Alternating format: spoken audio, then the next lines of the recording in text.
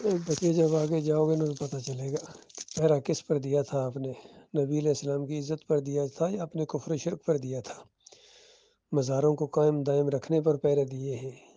آپ نے، نبی کا کتا ہونے پر فخر محسوس کیا، اس پر آپ کے بیٹے نے پہرا دیا ہے، پہرے دے رہے ہو کفر و شرک کے اوپر۔ باقی نبی صلی اللہ علیہ وآلہ وسلم کا نام لینا تو تمہیں زیب ہی نہیں دیتا ہے، کیونکہ نبی علیہ السلام کے طریقے پر نہیں ہو، اس دین کے دشمن ہو جو نبی علیہ السلام نے پیش کیا تھا، جس کی وجہ سے مارے کھائی تھی، دیس نکالا دیا گیا تھا، کفر و شرک کے اندر توحید کا علم بلند کیا تھا نبی صلی اللہ علیہ وسلم نے، ہر نبی کی طرح۔ باقی جن کے عقیدے مشرکانہ ہوں ان کا کیا نبی علیہ السلام سے تعلق ہے؟ بالکل وہی بات ہے جس طرح مشرکین مکہ اپنے آپ کو ابراہیم علیہ السلام کی طرف منسوب کرتے تھے، تو اس کا جواب دیا کہ مشرکو تمہارا ابراہیم علیہ السلام سے کیا تعلق ہے؟ تم بت فروش ہو، بت بنانے والے ہو، وہ بت شکن تھا، وہ شرک کا دشمن تھا، اور تم شرک کے رسیا ہو، تمہارا کوئی تعلق نہیں ہے ابراہیم علیہ السلام سے۔ اور ابراہیم علیہ السلام سے اگر کسی کا تعلق ہے تو یہ ہمارے آخری نبی اور ان کے ساتھی ہیں۔ بالکل یہی بات آج ان سارے مسلکوں کو ہم کہتے ہیں، بریلویوں کو، دیوبندیوں کو، اہل حدیثوں کو، سلفیوں کو، حنفیوں کو، حنیفیوں کو، سب کو یہی ہے کہ تمہارا کوئی تعلق نبی صلی اللہ علیہ وآلہ وسلم کے ساتھ نہیں ہے، کیونکہ آخری نبی محمد صلی اللہ علیہ وسلم یکسو مسلم تھے، کوئی فرقہ نہیں تھا ان کا، اور تم یکسو مشرکو بے ایمانو، مسلک پرستو، فرقہ پرستو، اللہ اور اللہ کے رسول کے مقابلے میں اپنے امیر کی بات کو مانتے ہو، مناظرے کرتے ہو، حق کے مقابلے میں آئے ہوئے ہو۔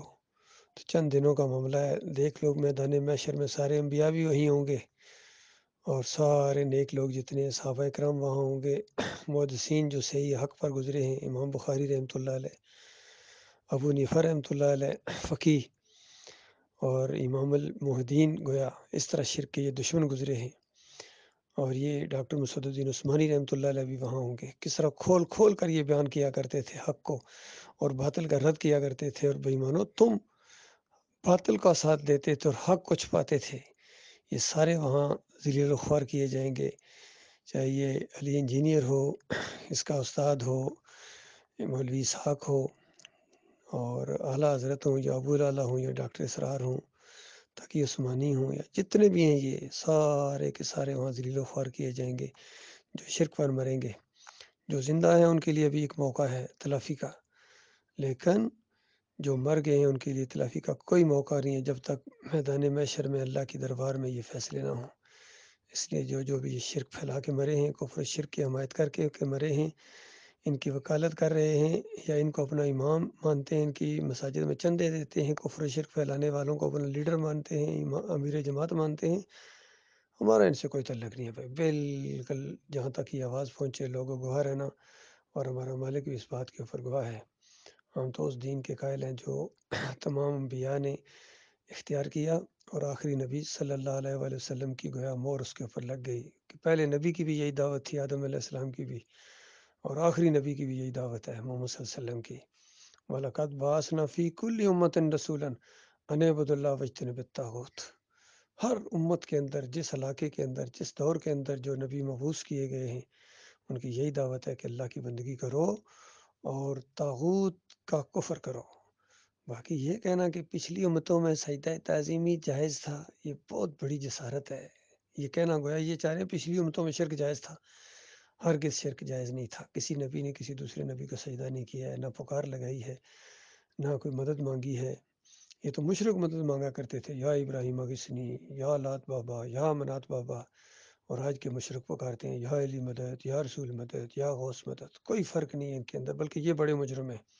کیونکہ ان کے پاس قرآن جیسی کتاب ہے، آخری نبی محمد صلی اللہ علیہ وسلم جیسے لیڈر اور قائد اعظم موجود ہیں، لیکن انہوں نے آخری نبی صلی اللہ علیہ وآلہ وسلم کی پیروی کی بجائے اپنے اکابرین کو، صوفیوں کا دفاع کیا ہے، ہر ایک اپنے مسلک کے لیڈر کو لے کے چل رہا ہے، اللہ کا مقابلہ کر رہا ہے، گویا توحید کے مقابلے میں ان بے ایمانوں نے صف بندی کر لی ہے، ایک کا کر لیا اور اگلوں کو نصیحت کر کے جاتے ہیں، دیکھنا ایمان کی بات نہ ماننا۔ بہرحال ان کے چاہنے سے کیا ہوتا ہے، ہوگا وہی جو اللہ رب العالمین چاہے گا۔ مالک نے اپنے بندوں کو کھڑا کیا ہے اس دور کے اندر، یہ دعوت جو اٹھی ہے ڈاکٹر مسعود الدین عثمانی رحمۃ اللہ علیہ کے ذریعے، اس میں لوگ آ رہے ہیں الحمدللہ مخلص لوگ، اور جو کچرا تھے وہ نکل رہے ہیں، کچرا نکل رہا ہے، اور آخری دفعہ تو کچرا کچھ زیادہ ہی نکلا ہے، مخلص لوگ باقی رہ گئے ہیں۔ تو جس نے بھی صحیح معنوں میں مجاہدانہ زندگی بسر کرنی ہے، غیرت مند مجاہد بننا ہے، وہ ڈاکٹر عثمانی رحمۃ اللہ علیہ کی تقریریں سنا کرے، نیٹ کے اوپر موجود ہیں، اور اس کے جو سچے ساتھی ہیں جماعت کی شکل میں موجود ہیں، تعداد اگرچہ کم ہے لیکن مخلص ہیں، ہیرے ہیں، جن کا مرکز یہاں لاہور میں ہے، اور ہمارے امیر جماعت کمال خان صاحب ہیں، تو کتنے ہمارے اور بھی ساتھی ہیں جو اسی دعوت کے ساتھ ابھی تک چمٹے ہوئے ہیں۔ باقی کتنے تھے جنہوں نے ساتھ چھوڑ دیا، علیحدہ ہو گئے، بڑی بڑی امیدیں بھی ان سے وابستہ تھیں، لیکن ایسے نکمے اور نکھٹو نکلے کہ ذرا سا اندرونی دباؤ پڑا یا کچھ پرچے کٹے گئے یا کوئی دنیا کے لالچ میں پیچھے ہٹ گئے، انہوں نے راستہ بدلی کرنے کی کوشش کی ہے، اس دعوت کے اندر ٹیڑھ پیدا کیا ہے۔ ہمارا ان کے ساتھ بھی کوئی تعلق نہیں، ان باغیوں کے ساتھ، ان مرتدین کے ساتھ، اور ان اللہ کے ناشکرے اور غداروں کے ساتھ۔ ہم تو اس دین کے اوپر قائم ہیں، ایمان خالص کے اوپر، انشاءاللہ اسی کے لیے جئیں گے اور اسی کے لیے مریں گے، آخری لمحے آخری سانس تک ہم اسی ایمان خالص کے اوپر قائم رہیں گے۔ ہمارا مالک ہمیں قائم رکھے گا، ہمیں اللہ سے بڑی امیدیں ہیں، وہ بہت قدردان رب ہے۔ اللہ تعالیٰ ہماری رہنمائی فرمائے، اور مخلص اور باصلاحیت ساتھی ہمارے ساتھ اللہ تعالیٰ کرے، ہمارے دلوں میں ان کی محبت ہو، ان کے دلوں میں ہماری محبت ہو، عزت اور احترام ہو اپنے مالک اور خالق کی عزت اور احترام کی وجہ سے۔ اللہ تعالیٰ ہم سب کو اپنے دین کا کام کرنے کی توفیق عطا فرمائے۔